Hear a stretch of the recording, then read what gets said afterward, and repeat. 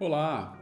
Mais uma sequência da correção de 5 questões relacionadas à certificação CPA 20. O objetivo é avaliarmos as questões, interpretarmos e verificar qual a resposta correta, sempre com uma explicação mais profunda para te ajudar no momento da sua prova. Vamos iniciar aqui com a questão número 1. Então a questão diz o seguinte: qual dos seguintes produtos de investimento é protegido pelo Fundo Garantidor de Crédito, ou FGC? Fundo Garantidor de Crédito. Alternativa A: ações ordinárias de empresas listadas na Bolsa. B: um CDB emitido por um banco comercial. C: fundo de ações. Novamente ações aqui, mas agora no formato de um fundo. Ou D: debêntures incentivadas. Vamos lá, primeiro para o conceito. O FGC, ou Fundo Garantidor de Crédito, é um fundo em que por trás estão os bancos, as instituições financeiras que colocam dinheiro nesse fundo, cujo objetivo é, caso haja a falência de uma instituição financeira, o fundo tenha recursos para cobrir o prejuízo para os investidores. Então, um exemplo, imagina um investidor que coloca seu dinheiro em um determinado investimento. Esse investimento é amparado pelo FGC, aqui é o ponto principal, e a instituição financeira entra em falência. O investidor ia perder o seu dinheiro, porque o banco faliu. Mas, como existe o FGC, o fundo cobre esse prejuízo do investidor, o investidor recebe até um determinado limite, ele recebe de volta o valor investido. Atualmente, esse limite está em R$ 250 mil. Então, precisamos nos lembrar disso, porque pode cair na prova. Então, um investidor, um determinado CPF que está investindo em uma determinada instituição financeira até R$ 250 mil está protegido pelo FGC. Mas o ponto aqui é: quais os produtos financeiros que são amparados pelo FGC? E aqui é o ponto principal. Como eu disse que por trás do FGC estão os bancos, o FGC vai cobrir então os investimentos, os títulos emitidos pelos bancos. Então vamos lá. Uma ação ordinária emitida por uma empresa, então não tem banco aqui por trás. Resposta incorreta. B: CDB emitido pelo banco. Olha, aqui sim. Então a gente já chegou na resposta. O CDB é um título que os bancos emitem para captar, principalmente os bancos comerciais. Fundo de ações, olá, por trás estão as ações emitidas pelas empresas, são fundos, fundo não é coberto pelo FGC. E D: debênture incentivada, são as debêntures também emitidas por empresas, não são bancos, então logo incorreta. Com isso a gente fica com a alternativa B. Olá, alternativa B. Então, CDB emitido por um banco comercial. Explicação: o FGC, que é o Fundo Garantidor de Crédito, ele cobre investimentos, principalmente CDBs, olá, emitido pelo banco. LCI e LCA também são títulos tradicionais emitidos pelos bancos, letras de crédito imobiliário, letras de crédito agronegócio, entre outros, mas sempre lembra disso, aqueles emitidos pelo banco. Até o limite de 250 mil, como eu comentei, por CPF e por instituição. Então, se o CPF tiver mais 250 mil em outra instituição, também ele vai ter a cobertura. Então, para a gente fechar, ações, fundos, debêntures que não são emitidos pelos bancos não são cobertos. Ok? Então, por isso que a gente precisa chegar no conceito, entender para poder resolver a questão. Agora, a questão número 2. Qual das alternativas abaixo apresenta um ativo de renda fixa cuja rentabilidade é híbrida? Rentabilidade híbrida. Letra A: CDB pós-fixado atrelada ao CDI. B, uma LCI com rendimento pré-fixado. C, Tesouro Selic. E D, Tesouro IPCA. Aqui realmente precisa conhecer dos produtos, são produtos relativamente mais tradicionais, mais comuns, por isso que precisa entender. Vamos lá, o que ele está pedindo? Qual é um ativo, aqui todos são ativos de renda fixa, todos aqui são de renda fixa, mas ele quer saber o que tem a rentabilidade híbrida. Vamos lá, quando a gente fala de rentabilidade, nós temos a rentabilidade pré, a rentabilidade pós-fixada, pré-fixada, pós-fixada e a rentabilidade híbrida. Aqui nós estamos falando somente de renda fixa. Na pré, um exemplo, 10% ao ano. Por que é pré-fixada? Porque já está definido e eu conheço exatamente quanto que eu vou ter de rentabilidade, 10% ao ano. Pós-fixada, normalmente atrelado a um indexador. Olha o exemplo aqui, ó, atrelado ao CDI. Ele vai pagar 100% do CDI. Isso quer dizer o quê? Que o CDI vai ter a sua volatilidade, mas eu sei que eu vou receber 100% do CDI. E a híbrida é quando existe um componente pré-fixado mais um indexador que pode variar. Esse é o conceito, indexador. Agora vamos voltar para cá. CDB pós-fixado atrelado ao CDI. A gente acabou de ver o exemplo, é pós. Então, não é essa alternativa. LCI com rendimento pré-fixado. Está aqui. Pré-fixado. Então, também não é a híbrida. Tesouro Selic, agora pelo conceito, Tesouro Selic vai acompanhar um título do governo que acompanha a variação da Selic. Igual aqui, 100% do CDI. CDI está muito atrelado a Selic, Tesouro Direto, variação da Selic. Então também é pós, não é híbrido. Por aqui a gente já chegaria na resposta, mas vamos lá. O Tesouro IPCA é justamente esse exemplo. Por quê? Pelo conceito, é um título do governo que vai pagar a variação do indexador do IPCA, que é o índice de inflação, mais um componente pré. Olha lá, pré mais o indexador, que aqui vai ser o IPCA. Perfeito? Então ele é híbrido, não é só pré e não é só o indexador. É indexador mais pré híbrido. Então, alternativa D, Tesouro IPCA+. Olha lá, o Tesouro IPCA+, combina uma taxa fixa, que é a pré, como a gente viu, é a pré, com a variação do IPCA, que é o indexador. O indexador. Portanto, um título com rentabilidade híbrida tem uma parte pré-fixada e uma parte pós-fixada. Perfeito? Então, chegamos aqui na alternativa D dessa questão 2. Questão 3. Agora vamos falar de fundo de investimento. Um determinado fundo com uma taxa de administração de 1% ao ano. Como essa taxa impacta a rentabilidade do cotista? Olha lá, eu tenho um fundo que ele vai cobrar, isso é muito comum, a taxa de administração pode ser 0,5%, 1%, 2%.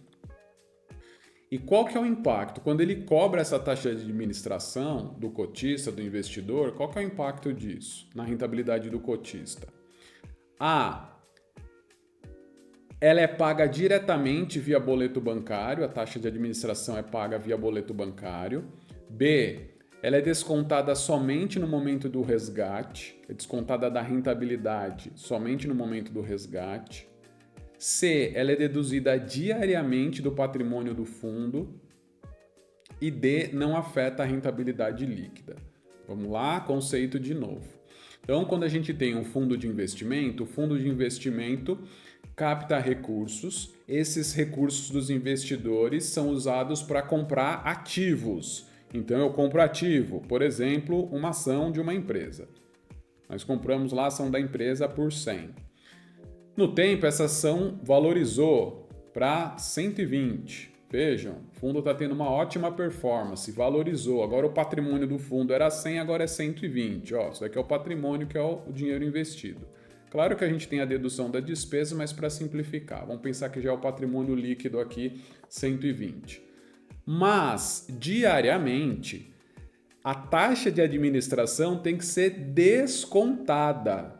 Então, a taxa de administração ela é descontada. Imagina que nesse dia aqui o ativo vale 120, mas tem que descontar a taxa de administração. 1% vai ser R$1,20. Vai descontar. E aí o patrimônio, o que vai acontecer? Ele vai reduzir. Agora ele vai ser 118,80. Tá? Era 120 naquele dia, descontou a taxa de administração, ficou 118. O que aconteceu? Diminuiu o patrimônio. Então, diariamente, o desconto da taxa de administração reduz o patrimônio do fundo. Tá? Agora, vamos para a resposta. É paga diretamente via boleto? Não é, porque não paga, só é descontado do patrimônio. É descontada somente no momento do resgate? Não, ela é descontada diariamente. É deduzida diariamente do patrimônio do fundo? Sim, o que a gente acabou de ver. E D, não afeta a rentabilidade? Errado, porque afeta, ela reduz a rentabilidade aqui pelo patrimônio líquido. Certo? Olha lá, então resposta letra C. A taxa de administração é cobrada proporcional.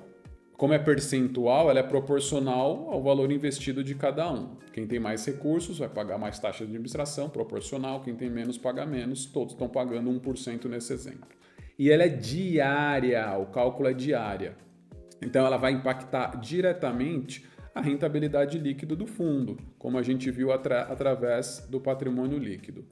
Mesmo sem o investidor perceber. Né? O investidor, quando levantar ali o seu extrato, já vai ter a rentabilidade líquida. Perfeito? Então vamos agora para a questão número 4. Questão 4. Qual o principal risco, está perguntando do risco, ao investir em uma debênture de uma empresa privada? Tá? Aqui o ponto principal é uma empresa privada que emitiu uma debênture. Considerando que ela não possui classificação de risco, ó, aqui é um ponto, ó, normalmente as empresas têm classificação de risco, ela não tem. E também não tem alguma garantia adicional. A sua garantia é a empresa. Então vamos lá, qual que é o risco desse investimento? Então, primeiro conceito, uma empresa precisa captar recursos, ela emite uma debênture no mercado e decide que vai pagar 10% ao ano de juros. Um exemplo, o investidor adquire essa debênture e no tempo ela vai receber os juros e no final o seu principal. É assim que funciona uma debênture. Você está comprando a debênture de quem? De uma empresa. Por exemplo, uma debênture da Petrobras. Essa é a empresa. Ela que emitiu a debêntures. Nesse caso, uma grande empresa como nós conhecemos. Mas vamos supor que essa empresa não possui classificação de risco. A classificação, as agências definem uma classificação de risco. A, B, C, D. É uma nota. Então, vou até melhorar meu exemplo. Imagina que a Petrobras tem uma classificação de risco A. Então, a taxa, a probabilidade de default dela não pagar a debênture é muito baixa. Mas aqui vamos dizer que a gente está comprando de uma empresa X. E essa empresa X tem uma classificação. Na verdade, a empresa X não tem classificação. Olha lá, não tem nem A, nem B, nem D. Né? Assim, ó, não tem classificação. Então é ruim, porque é uma empresa provavelmente pequena que não tem classificação. Eu não consigo nem medir o risco dela, como eu consigo ver da Petrobras. E além disso, não tem garantia adicional. Tá? Então, estou investindo na empresa X. Qual que é o risco que eu tenho aqui?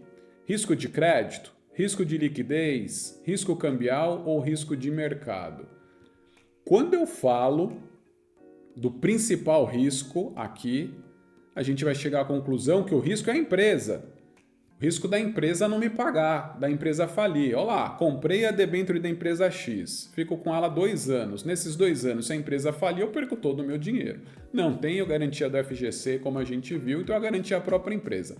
Quando nós temos a própria empresa garantindo, é o risco de crédito, é o risco da empresa não nos pagar de volta o valor que a gente investiu. Imagina que eu investi 20 mil reais, estão passando os anos, a empresa faliu, eu vou perder 20 mil reais. É o risco de crédito, porque a empresa não me pagou de volta o valor que eu investi. Então a resposta está aqui, risco de crédito. Numa debênture, tem risco de liquidez? Que é o risco da empresa não ter recursos ali no momento para pagar, né? O título deixou de ser líquido, ninguém quer comprar aquele título? Sim, mas ele não é o principal. O principal é o risco de crédito. Tem risco cambial? Aqui não foi dito nada sobre taxa de câmbio, que era uma debênture atrelada a câmbio, né? Então não seria a resposta correta. E tem risco de mercado? Dependendo aqui da taxa de juros, sim, né? Existe risco de mercado, mas de novo, não é o principal. O principal é o risco de crédito, porque justamente está falando, ó, não tem classificação de risco de crédito, não tem outras garantias, a garantia é a própria empresa. Perfeito? Então, alternativa correta, risco de crédito, letra A. O risco de crédito é a possibilidade da empresa emissora, quem emitiu a debêntures, não honrar o pagamento. O pagamento do quê? Dos juros. Eu não adquiri aquele título para receber juros e depois o meu principal, eu não investi 20 mil reais para receber juros lá na frente, ia receber 25 mil, por exemplo, aqui a diferença são os juros, eu não ia receber os juros mais o principal. Se a empresa falir, se ela não honrar, eu não vou receber. Então, debêntures sem garantias adicionais ou rating, ou também que não tenha rating ou classificação de crédito, vai ter a maior exposição ao risco de crédito. Diferente da Petrobras, como eu falei, que tinha uma classificação A, que é a melhor classificação, por exemplo. A chance da Petrobras não pagar é muito baixa, porque ela tem uma boa classificação de crédito. E com isso, nós vamos para a questão 5, que é a seguinte. Um investidor comprou um título pré-fixado, vamos sempre marcar aquilo que é mais importante para entender, então é o título pré-fixado, com vencimento em 3 anos. Após 1 ano, as taxas de juros de mercado aumentaram. Olha lá, outra informação importante. A taxa de juros do mercado aumentou. Se o investidor decide vender o título no mercado secundário é onde são realizadas as compras e vendas dos títulos, o que ocorrerá com o seu preço, com o preço do título? A. O preço se manterá estável. B. O preço subirá acima do valor de face. C. O investidor receberá exatamente o valor contratado. E D. O preço cairá em relação ao valor da compra. Vamos lá. Existe uma relação inversa entre a taxa de juros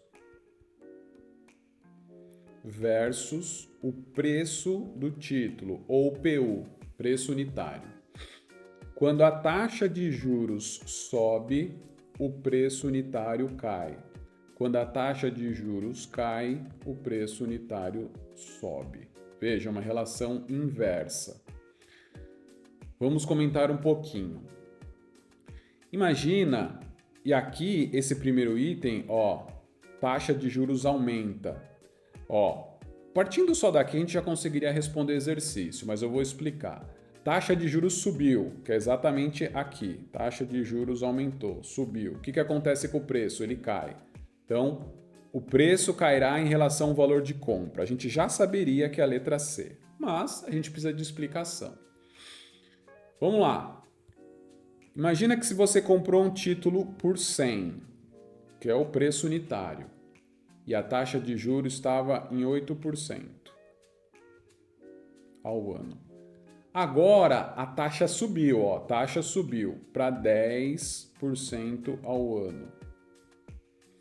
O que vai acontecer com esse preço? Vai cair porque o mercado não vai pagar mais 100.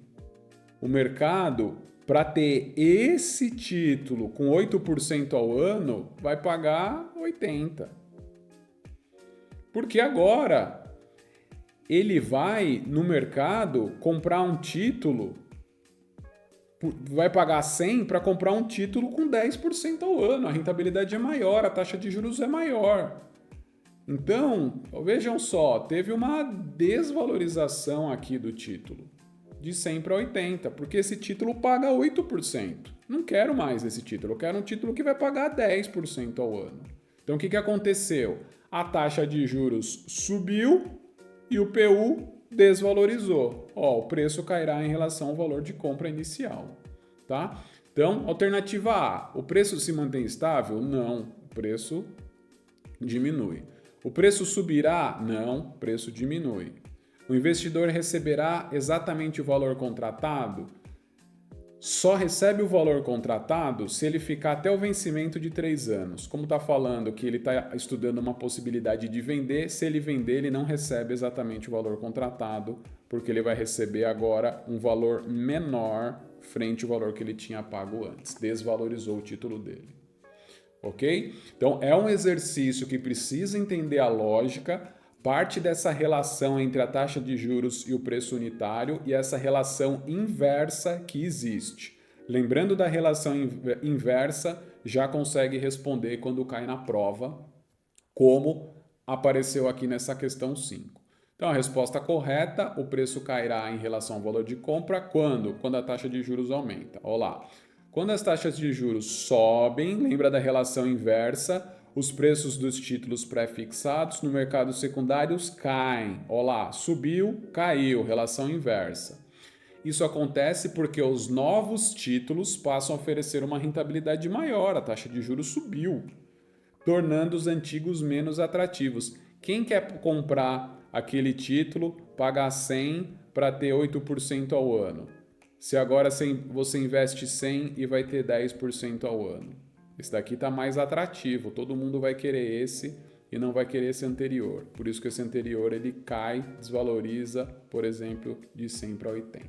Perfeito? Então é uma lógica que precisa treinar, precisa entender para responder corretamente quando cair na sua prova.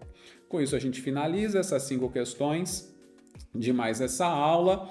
E se você deseja um curso online para acompanhar, para estudar mais e se preparar, aqui embaixo do vídeo tem as informações e o link para você conhecer mais o curso online da Elite Bancária.